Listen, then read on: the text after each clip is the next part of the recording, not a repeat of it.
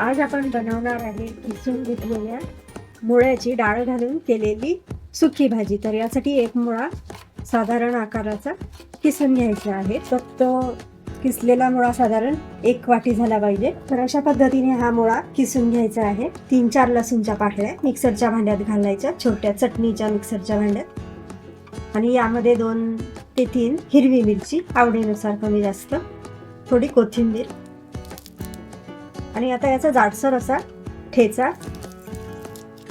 तयार करून घ्यायचा आहे. वाटताना ठेचा जास्त बारीक वाटायचा नाही, या पद्धतीने जाडसरच ठेवायचा.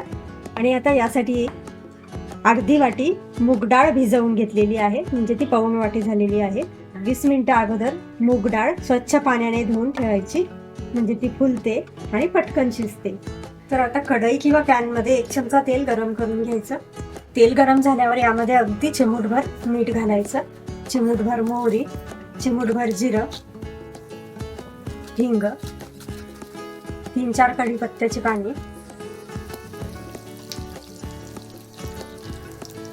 जाडसर वाटून घेतलेला मिरचीचा ठेचा. तेलावर थोडा परतवून घ्यायचा. गॅसची फ्लेम स्लोच ठेवायची. त्यामध्ये चिमूटभर हळद घालायची, चिमूटभर गरम मसाला,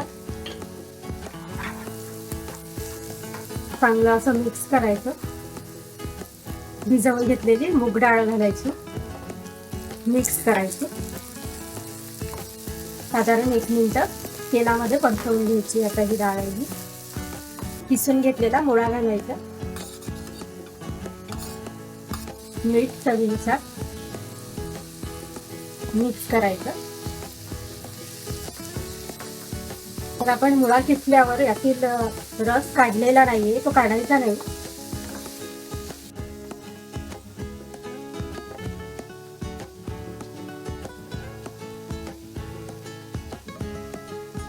आता मिक्स केल्यावर यावर झाकण ठेवायचं आणि ह्याच मुळ्याच्या रसामध्ये आपल्याला ही मूग डाळ शिजू द्यायची आहे.